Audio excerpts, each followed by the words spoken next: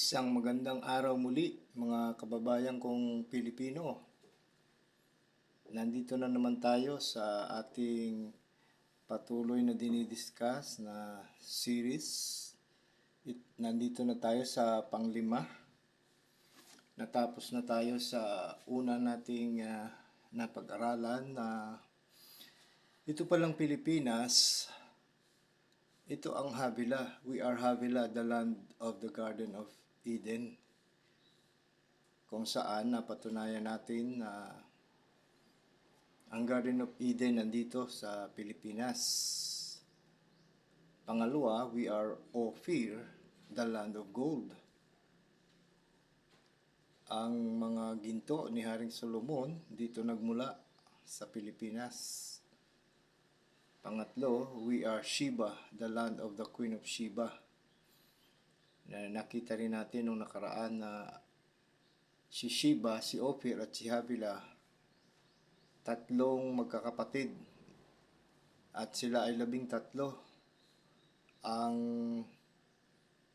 10, hindi natin alam kung saan tumira mga yan, kung dito rin sa Pilipinas o diyan sa ibang parte ng Asia, dahil dito nga ang lugar ng karamihan.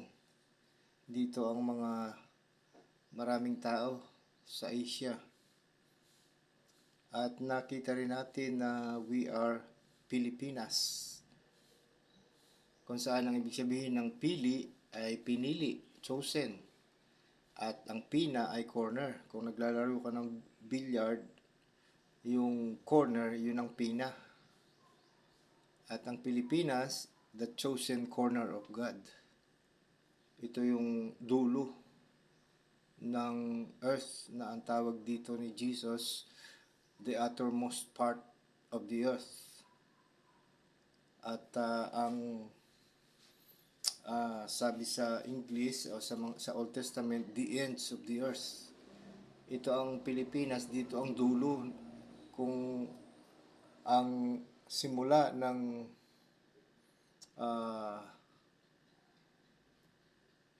Garden of Eden nagmula talaga sa Mother River, na ito ang North Pole, doon ang main river, umagos pababa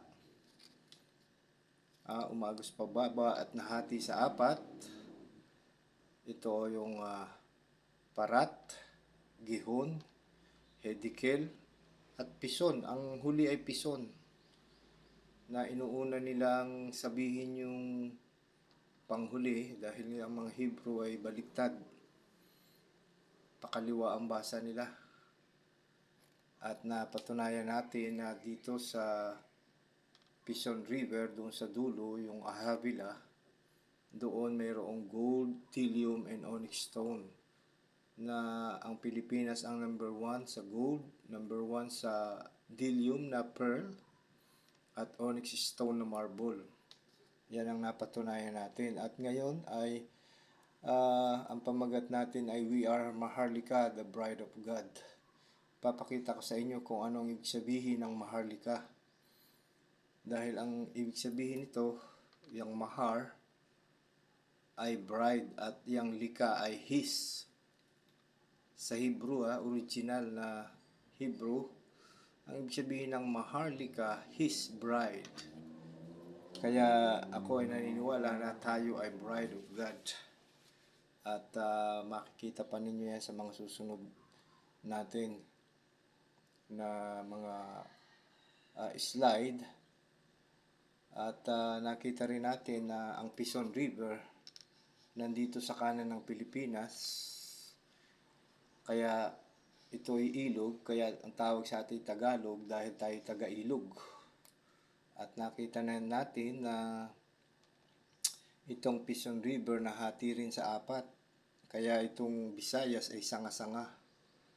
Dahil mayroong ilog na 4 na major river sa Pilipinas na dumaan sa Visayas at dinidilig niya yung garden. Kaya makikita ninyo itong Pilipinas River Channel, yan talaga yan. Makikita ninyo yung river channel, yun ang dulo. Saan siya papunta? Dito sa Garden of Eden. na iyan ay geographically, scientifically tama, totoo. At yan din ay makikita ninyo sa diyan sa map, diyan sa Google Map or Google Earth, kung saan ang Garden of Eden nandiyan nakalagay. At ito makikita ninyo na dito sa Garden of Eden walang bulkan dyan. Itong mga pula-pula na yan, mga bulkan yan, no? Mga bulkan, maraming bulkan ang Pilipinas. At tayo ay nasa Ring of Fire. Pero yung Garden of Eden, napaka-pristine. Bawal diyan na magpasabog. Iyan ang Tubataha Reef nandiyan, na kung saan napakaraming isda diyan. Bawal manghuli diyan, bawal magpasabog. Binabantayan yan. Yan ay kasama sa United Nations yung ano bang tawag doon, Wonder or United Nations Protected Area, World Heritage Site yan ng United Nations, itong Tubataha Reef. At nandyan din ang iba't ibang klase ng ibon. Meron diyang bird site kung saan napakaraming ibon, at ang maraming ibon diyan na diyan lang, wala sa ibang part ng mundo at walang sa ibang part ng Luzon, Visayas, Mindanao. Nandiyan lang, may mga ibon diyan na nandiyan lang, na ipagtataka ninyo, libo-libo. The largest concentration of birds nandiyan sa Tubataha Reef. At more than 600 species ng mga isda nandiyan din. Mag-swimming ka sa ilalim ng dagat, kasama yung mga shark, hindi ka gagalawin ng shark kasi busog sila sa dami ng isda diyan. Diyan nanganganak yung mga isda. May mga turtle diyan at may mga blue whale shark. Napakaraming isda diyan na hindi pa ako nakadive diyan, nakapunta diyan. At makikita mo lang yung mga divers na pumupunta diyan, yung mga video nila. At meron silang makikita mo diyan sa ilalim, may mga iba-ibang klase ng colorful na mga halaman na maaring mayroong site diyan na diving site, pero may mga site na hindi pwedeng i-dive, na hindi pinapakita sa atin, na yung main person na nagbabantay diyan, sinabi niya talaga ito ay lumubog lang sa dagat. Alam niya na hindi siguro siya nag-aaral ng Biblia, pero alam niya na ito ay nakalitaw noong una, na she agrees na doon sa katotohanan na sinasabi ko sa inyo, na yan ay lumubog lang sa dagat. Ngayon po, aking ipagpapatuloy ang ating topic na Maharlika. Itong Pilipinas, sabi nga ito ang land of gold, at itong daan na ito ang Maharlika Highway. Yan ay naunang ipinagawa ni President Diosdado Macapagal. Yan ang backbone ng buong Pilipinas. At tingnan po natin yung paliwanag mula sa Wikipedia. The Pan-Philippine Highway System was an infrastructure program of President Diosdado Macapagal as a first priority project for the improvement and expansion of Philippine highway and land transport networks. It was stated in his final State of the Nation address in 1965 that the project requires the concreting of 3,003 kilometers 1,866 miles from 1965 to 1969, which continued into the administration of President Ferdinand Marcos. This concluded the construction of 11,333 bridges. Napakaraming tulay yan. Kasi nga, ang ating bansa ay binubuo ng 7,100 plus na mga islands, kaya kailangan pagduktong-duktungin. At even until today, napakarami pang mga tulay na ginagawa para iduktong ang mga isla natin. Comprising the entire system. It is a mixture of old existing roads and new roads that would be eventually added to become part of the highway. Bagamat ako mismo hindi ako gaanong masaya sa ating mga daan na yan dahil hindi gaanong maluwang. Di tulad doon sa Thailand at sa ibang mga bansa na napakaluluang ng kanilang mga highway. At maliwanag din, may mga ilaw. At maganda yung kung may mga solar powered street lights.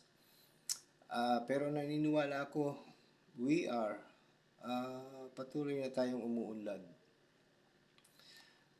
Government planners believe that the motorway and other connected roads would stimulate agricultural production by reducing transport costs, encourage social and economic development outside existing major urban centers such as Manila. Kailangan talaga natin yung daan kasi maraming mga products doon sa mga malalayong lugar hindi nabibenta, nabubulok. Kasi pangit or malayo yung transportation. And expand industrial production for domestic and overseas markets. Construction, which continued in the following decades, was supported by loans and grants from foreign institutions, including the World Bank. In 1979, the highway was renamed to Maharlika Highway. Yan, Maharlika Highway ang tawag diyan. At ang major financer niyan ay ang World Bank. At sa mga susunod, marami pa akong i-discuss sa inyo tungkol sa World Bank. The Maharlika Highway is like the backbone of the Philippines. Nakita po natin. At itong ibig sabihin, talagang Maharlika ay nandito na talaga sa ating bansa na hindi na maaalis yung salitang yan. Ngayon po, ang i-discuss ko sa inyo, ano ba talaga yung ibig sabihin ng Maharlika? May ipapakita ko sa inyo mga video. Mayroong congressman na gusto niyang ibalik ang Pilipinas sa Maharlika. Baguhin ba ang pangalan ng Pilipinas into Maharlika? Even si dating presidenteng Digong ay gusto niyang maging Maharlika ang Pilipinas. Dahil sabi nila itong pangalang Pilipinas ay galing kay King Philip na bunga ng pananakop. At alam naman natin hindi yan madali. Ngayon, pakinggan natin ang isang video ng interview sa isang congressman. Tingnan natin ito. Ano bang pwede ho bang palitan pa ang pangalan ng Pilipinas kung tutuusin lang, kung gugustuhin natin? Ay parang lumalabo na talaga itong issue na yun. Sometimes in the 1970s lang gusto nila Marcos at Imelda na mapalitan yung pangalan ng Pilipinas ng Republika ng Maharlika. Iba yung meaning na kinuha nila sa Maharlika noon. Parang noble or aristocrat or royal or something like that. Pero hindi, parang based yun sa mistranslation ng isang word na napunta sa Blair and Robertson. Yung translation lang naman yung Maharlika na word ay malayang tao, free. Maharlika. Malayang tao. Ang ibig sabihin ng Maharlika ay? Malayang tao. Malayang Free. tao. Ah, free. Oh, hindi ho, Hindi, hindi ho yung aristocrat, mayaman. Oo, hindi hindi mayaman. mayaman, hindi noble.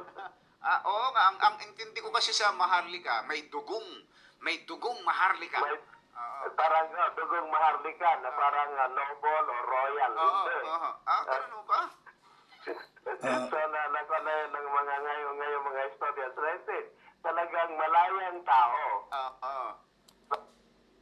Makikita ninyo na itong salitang Maharlika ay talagang pinagdidibatihan pa rin at hindi nila masabi kung ano ang totoong meaning. Kahit ang dating Presidenteng Marcos, gusto daw nilang gawing Republic of Maharlika ang Pilipinas. At ang meaning ay hindi raw noble. Ngayon po, ipapakita ko sa inyo ang totoong meaning talaga, na hindi naman natin sinasabing hindi marunong yung mga historia natin.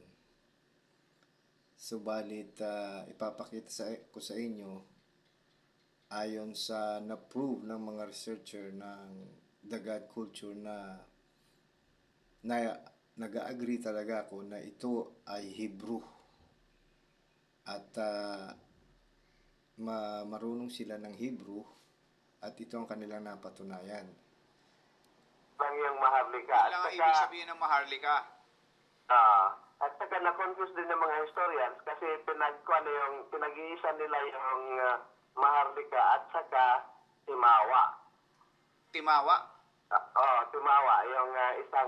Yung social classification kasi sa atin na sa textbook, dato, timawa, at saka alipin. Ah, okay. Teka muna, timawa, ang sa mga Tagalog medyo negative ang dating ng timawa.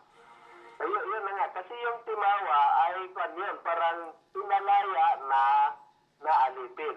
Slave na pinalaya. Slave na pinalaya na. Oo, kasi Yung minsan may narinig akong matanda pag nagalit doon sa isang timawa ka, ginaganon eh. So, kasi hindi maganda. yung timawa, Oo. supposedly higher class yun sa alipin. Yung noon pa sa mga Espanyol noon, early years sa Spanish era, Oo. inabolish yung slavery. Oo. Pag kinuha na yung slavery, nag-collapse na ang social strata, nag-collapse, yung pinakamababa na hindi nalipin, timawa na. So, negative na ngayon yung meaning ng timawa. Ayun.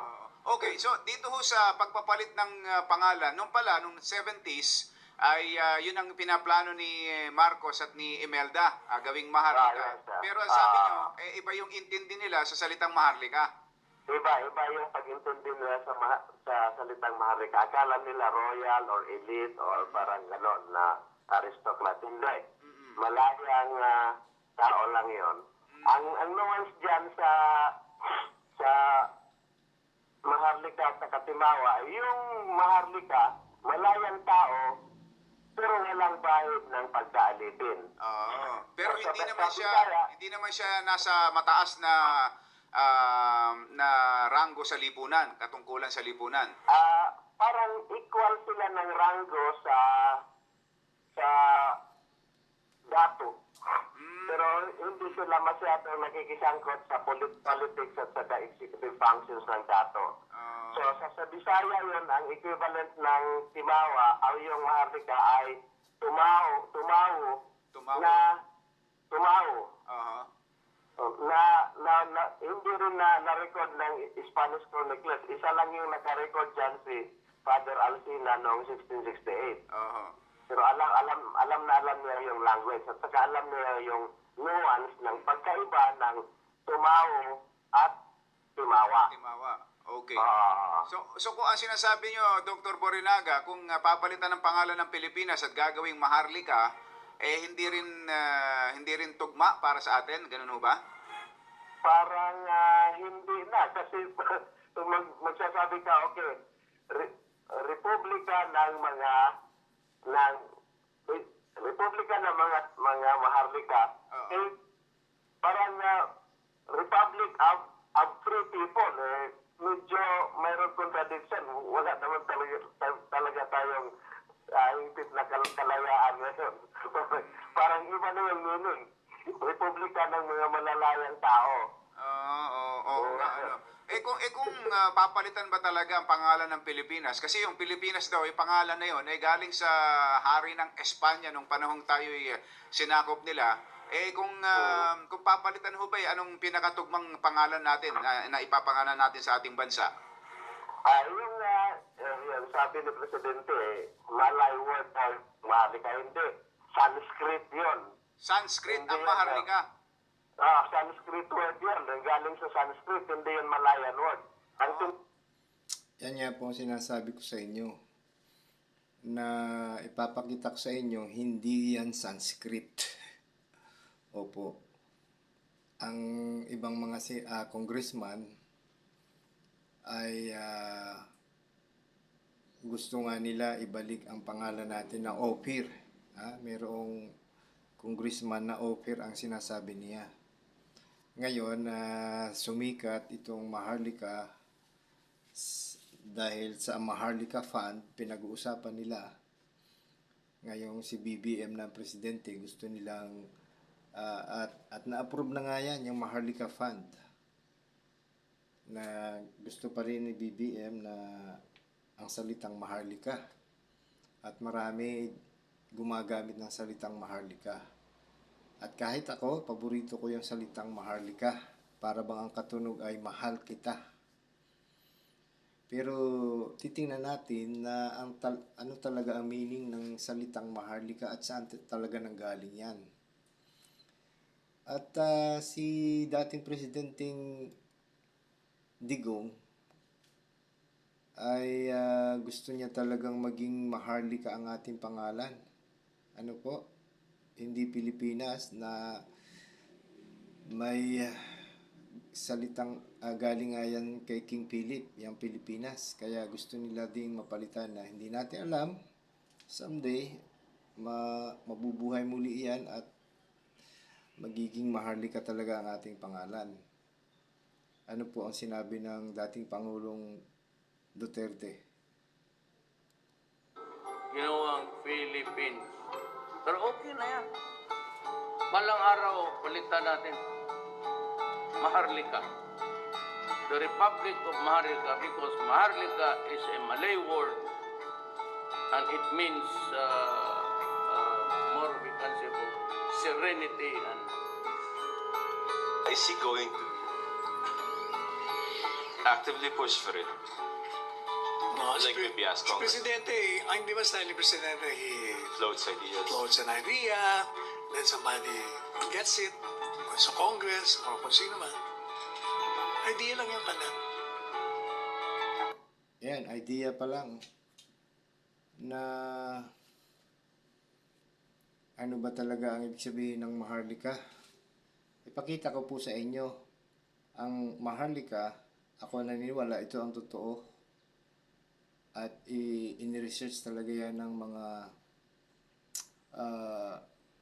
God culture researcher, na yan talaga mayroong salitang Hebreo at mayroong letters and words at kung ano talaga ang meaning at kung saan talaga nanggaling, na ito ay hindi Sanskrit na sinasabi nila.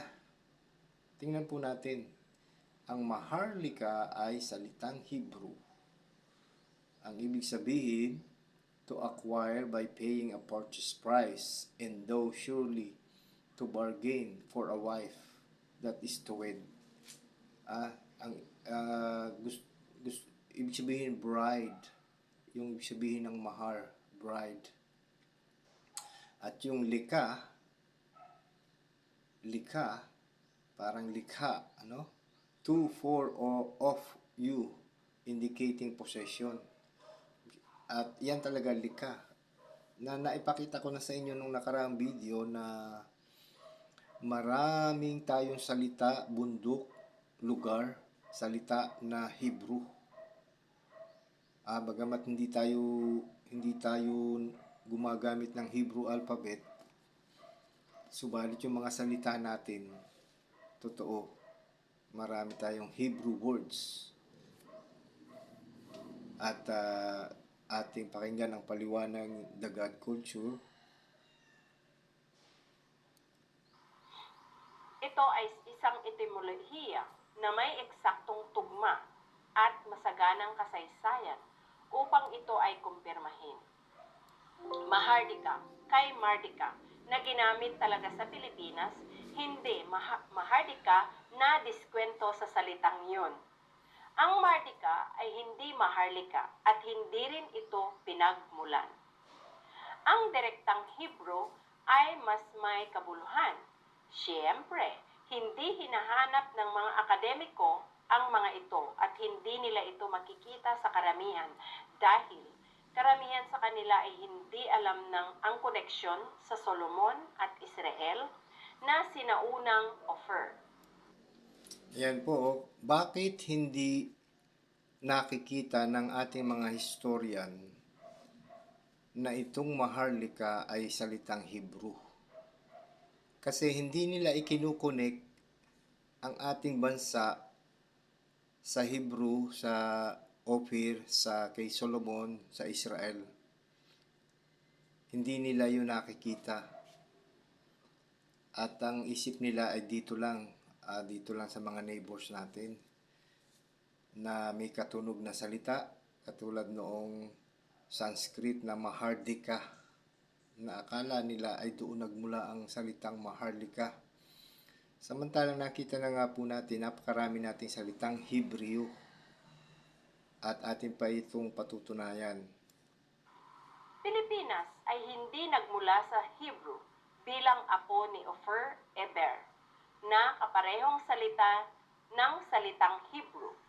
Ang Hebrew ay karaniwang Eber na may S sa dulo na nagpapakita ng pagmamay-ari kay Eber. Yan, hindi kasi nakikita ng mga historian na ang Pilipinas ay may relasyon sa Hebrew. Hindi nila nakikita yung history natin talaga, yung nakaraan. Marami ang nag-aakala na ang Hebrew ay nagmula lamang kay Abraham. Ngunit, nakalimutan nilang si Abraham ay tinawag na Hebrew ng iba na nakakaalam na galing din siya kay Eber. Yan nga po, ang iniisip lang nila na ang Hebrew ay nagmula kay Abraham.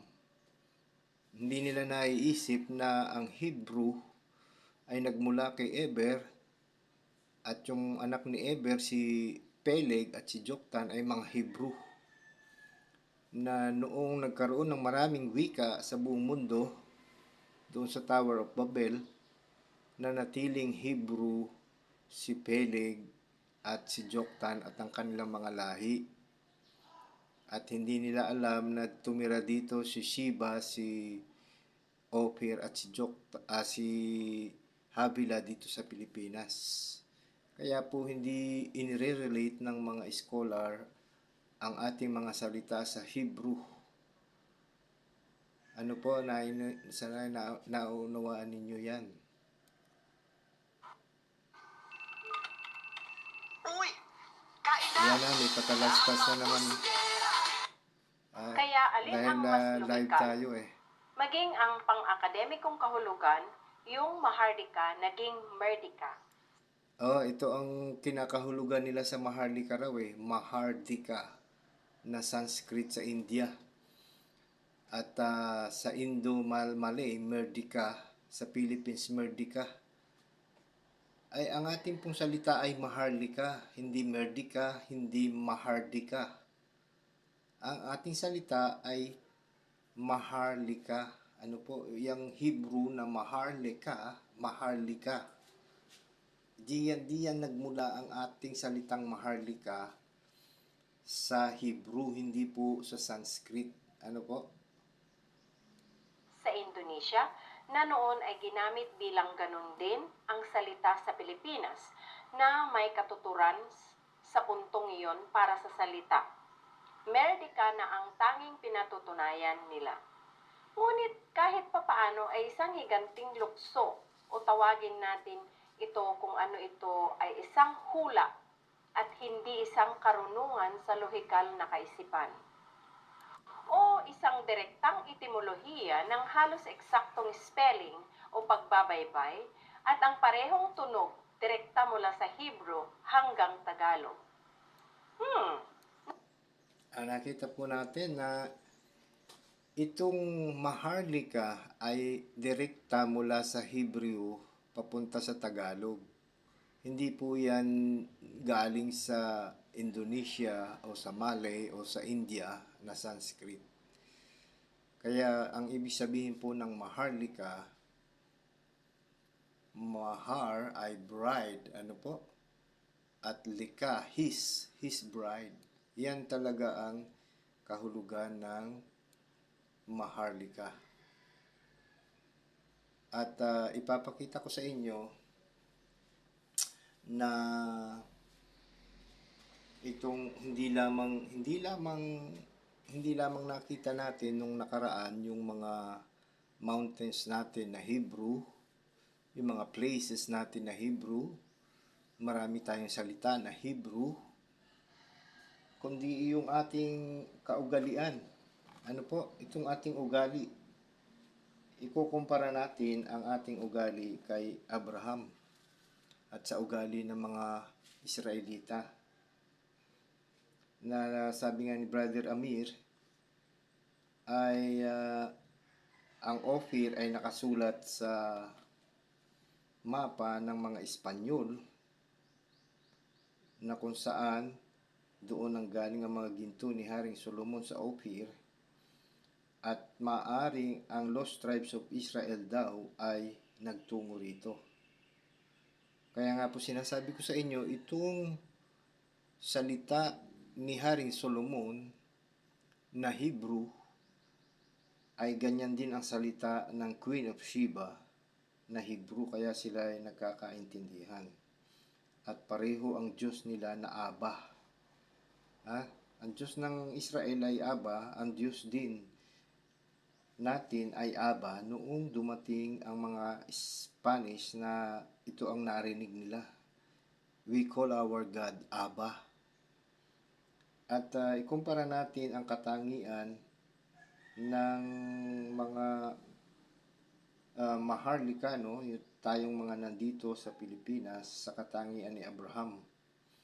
Ito pong sinasabi ko sa inyo, what I'm trying to share with you is not cult teaching. Wala akong relasyon kahit sa anong kulto.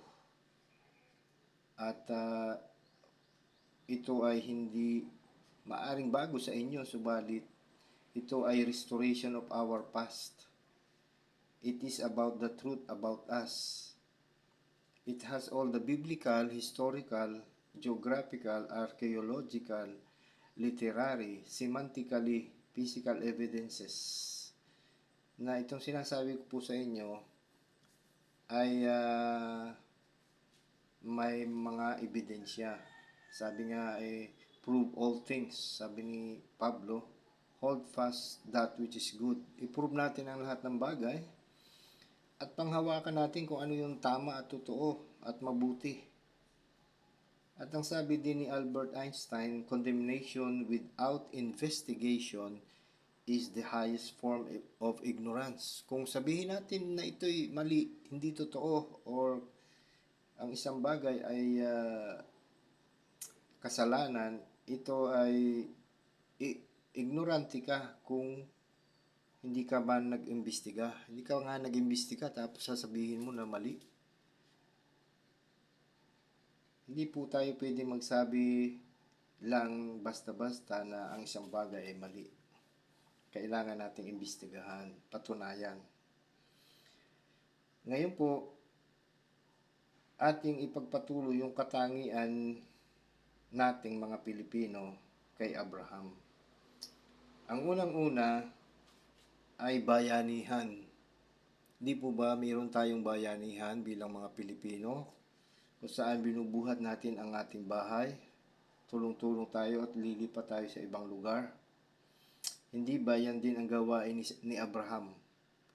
Na bubuhatin niya ang kanyang bahay, lilipat siya sa ibang lugar dahil meron ng famine doon, o ubos na yung resources doon sa isang lugar, lilipat na naman siya sa ibang lugar. Ganyan ang gawain ng lahi natin mga Pilipino, bayanihan. At ganyan din ang ginagawa ni Abraham noong una. Yang pagtutuli, di ba si Abraham ang naunang nagtuli sa kanyang sarili at sa kanyang mga anak na lalaki? At di ba tayo mga Pilipino, sabi sa survey ng GMA, 93% ng mga boys natin ay tuli. At kapag ang isang tao ay hindi tuli, ay pinapahiya natin at tinatawag nating supot or pisot. Ano po? Dahil ayaw natin na hindi tuli. Ibig sabihin, mayroon tayong ugali ni Abraham at ng lahi niya na nagtutuli tayo. 93% ng mga boys sa atin ay tuli. At karamihan sa ating mga Pilipino na ayaw magpatuli ay naimpluwensyahan na ng mga Western culture. Pero kung tayo ay native dito sa Pilipinas, ay magpapatuli tayo. At ang isa pa ay yung hospitality natin. Na sabi nga ni Pablo ay tanggapin nyo yung mga bisita at baka angel pala ang inyong tinanggap. Ganyan ang ginawa ni Abraham. Mayroong 3 lalaki na dumating sa kanya at yung pala ay mga angels. Na tayo bilang mga Pilipino ay tayo hospitable. Na kahit yung tagu-tago nating kumot at unan, ipapagamit natin sa ating bisita. At willing tayong patulugin sila sa sarili nating higaan. Ganyan tayo ka-hospitable, mga kababayan. At tayo din ay fertile. Itong mga Pilipino ay fertile, kaya nga tayo ay maraming anak. Katulad ni Jacob, marami siyang anak. At itong ating mga nanay, mapagtiis.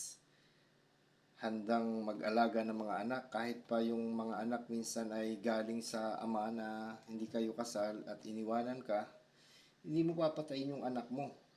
Hindi ka mag-a-abort, hindi tulad sa ibang mga bansa, sa Amerika, sa West, at kahit dito sa ating mga neighbors sa Japan at Korea, ayaw na nila mag-anak.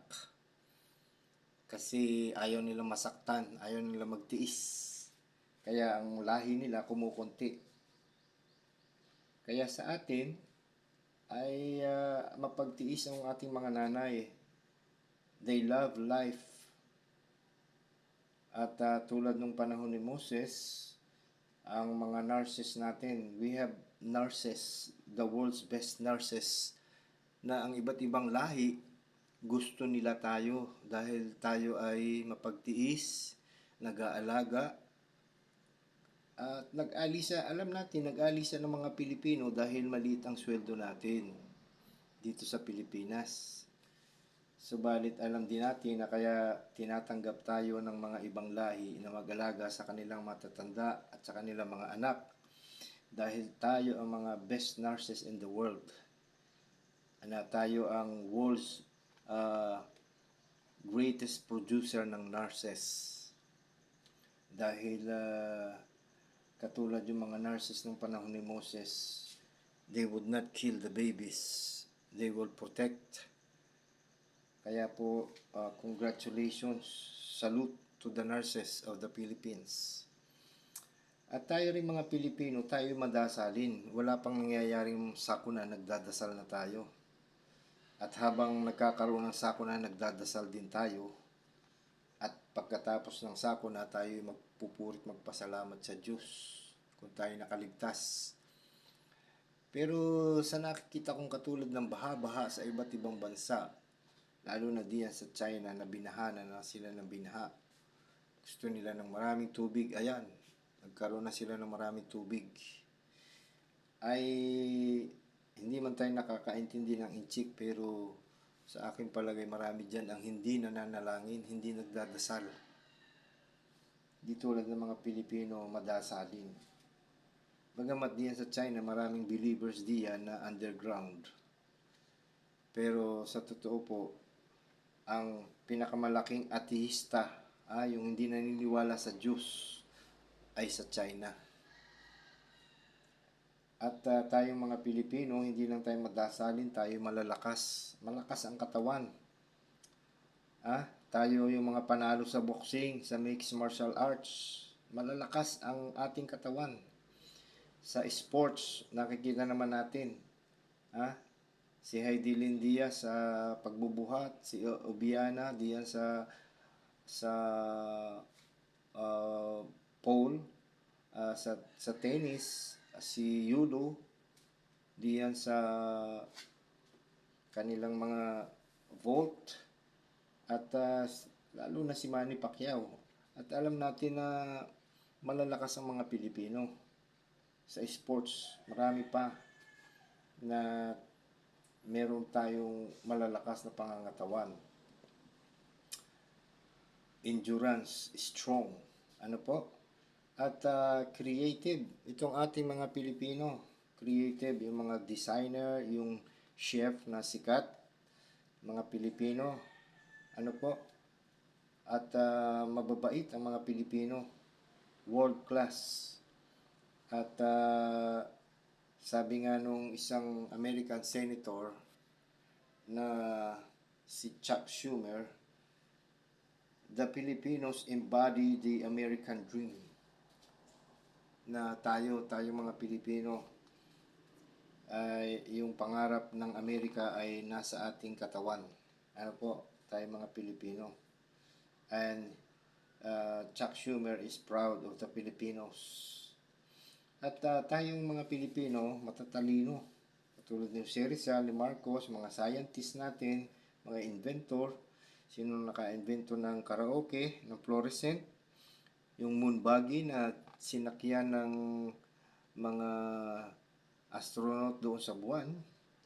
Itong erythromycin na antibiotic na na-invento ng mga Pilipino. Itong water-powered na mga sasakyan na hindi tinangkilik dito dahil sa, alam niyo na, korupsyon sa ating politika. At marami pang iba, katulad nung naka-invento ng love bug na bagamat ito'y masama at ito'y virus, pero kumalat talaga sa buong mundo. The most powerful na love bug na virus sa internet. At nakita rin natin na ang mga Pilipino resilient, matiisin, matyaga, adaptable to any culture, na kahit saan, kaya nga maraming Pilipino, kahit saan bansa sa buong mundo ay may Pilipino. Na tayong mga Pilipino, we are the most cyclone prone race sa buong mundo. 20 plus na mga bagyo ang ating nararanasan taon-taon. Sanay na tayo, mapagtiis tayo. At tayo ay buhay. Adaptable. At masayahin. Kita po nyo, masayahin. Naniniwala ako. Sabi nila, yung Thailand daw, land of smiles. Pero tayong mga Pilipino, tayo ay masayahin. At kung ikumpara ko ang Pilipinas sa Thailand, para sa akin, Pilipino pa rin. At alam naman natin, ang mga Pilipino, 12 million Filipinos ay nasa buong mundo, kalat sa buong mundo, na halos isang bansa na yan, 12 million. Kaya po, yan ay katangian ng isang maharlika. At tayong mga Pilipino, malinis sa katawan. Hindi tulad ng ibang mga lahi. Makasalubong mo pa ba lang, ayaw mo nang maamoy, masinghot ang kanilang mga kilikili. Dahil tayo ay malinis sa katawan. Yung iba ay hindi naliligo at nag-i-spray lang ng pabango. At hindi gumagamit ng deodorant. Pero tayo araw-araw naliligo, malinis. Ganyan ang katangian natin. At tayo ay ito may pagmamalaki natin, magaganda. Magaganda ang Pilipina. Mga gwapo ang Pilipino. Alam nila yan. Alam ng ibang lahi. Tayo ay magaganda. At alam naman natin diyan sa mga beauty pageant ay napakaraming panalo na Pilipina at Pilipino. Ano po? At makikita rin yun na tayo rin mga Pilipino may hiya. Hindi tayo walang hiya. Bagamat mayroong mailan-ilan na may mga ilan na pasaway at walang hiya talaga. Pero sa ibang lahi, sila ay mahiling maghubad. Sa beach ay ang ating mga Pilipina, nahihiya man silang magtupis. At yung mga naglaladlad ng katawan, yan ang mga na-impluwensyahan na ng western culture. Subalit tayong mga natural at yung bang kusang lumaki dito sa Pilipinas na hindi ka under the influence ng western, ito ay mga disenteng babae, mga discreet. At sa totoo lang, mas gusto ko pa yung mga damit nila noong una. Dahil sila ay mga disente, malilinis, at discreet. Sila ay hindi mga waldas o hindi mga bastos na babae dahil hindi sila na-impluwensyahan ng mga western culture. Nakita ninyo, yan ang ugali natin mga Pilipino. At ang isa pa, magaling umintindi. Kaya marami po tayong mga trabahador na nasa labas, mga engineers at mga teachers at mga nurses, ay dahil magaling umintindi ang mga Pilipino. Alam man nila yan, yung mga Pilipino na may kasabay na mga ibang lahi, ay nakikita nila kung paano kahina yung utak or mahirap mag-English o mahirap umintindi yung mga kasama nilang ibang lahi. Subalit tayong mga Pilipino magaling umintindi. Alam naman ninyo yan eh. Kung kayo'y nakikinig, alam ninyo kayo mismo magaling umintindi. Hindi tulad ng ibang mga lahi. At isa pa, tayong mga Pilipino maawain. Maawain tayo. Tayo ang nag-welcome sa Israel noong sila'y hinahabol ni Hitler. Sa buong Asia, tayo lang ang nag-open ng door sa Israel. Kaya may utang na loob sa atin ang Israel at mahal nila tayo. Ang Russia, Vietnamese at sino-sino pang mga refugees na dito pumupunta sa atin. Pati ang Ukraine nakikiusap na tayo ay papasukin. At even yung South Korea, tinulungan natin sa gera, kaya saludo ang mga South Korean sa atin. Dahil tayo ay maawain, matulungin. At even yung Chinese na meron tayong dispute with China, pero tinulungan pa rin ng mga sundalo natin, yung Chinese na nagkaroon ng sakit diyan sa dagat. Nakita ninyo? Ang pagiging maawain natin at ang magandang ugali nating mga Pilipino. Dahil tayo ang maharlika at tayo ang nagmana ng mga pag-uugali ni Abraham. Mga kababayan ko. Bagamat sinasabi ko nga sa inyo, maraming pangit din. Maraming away-away, maraming mga marites, maraming mga pandaraya at pagnanakaw, ginagawa ang iba nating mga kababayan, at ipinapahamak ang kapwa nila Pilipino, pero majority sa atin ay maganda ang pag-uugali. At ipapakita ko sa inyo sa susunod ay tungkol sa mga ginto ng Pilipinas, tungkol sa mga hula ng Biblia na natupad sa Pilipinas. Opo, totoo yan mga kababayan. At ipapakita ko pa sa inyo ang tungkol sa Lost Tribes of Israel na hanggang ngayon hinahanap pa at nawawala at hindi naiintindihan ng buong mundo. At sino ba yung tinutukoy ni Jesus na synagogue of Satan? na habang tumatagal, mga kababayan, lalo pang lumalalim itong ating pag-uusap. Subalit hanggang dito na lamang at nais kong wakasan muna ang ating video ngayon. Ang ating pamagat ay Maharlika. We are Maharlika, the bride of God. Na nakita po natin ang ibig sabihin ng Mahar ay bride at Lika his bride. Mga kababayan, at ito ay palalim ng palalim itong ating pinag-uusapan. Maraming salamat sa inyong panonood at see you sa next video natin. Please share this with fellow Filipinos kung nais ninyo na makaalam at maunawaan nila sino ba talaga tayong mga Pilipino. God bless po. Bye.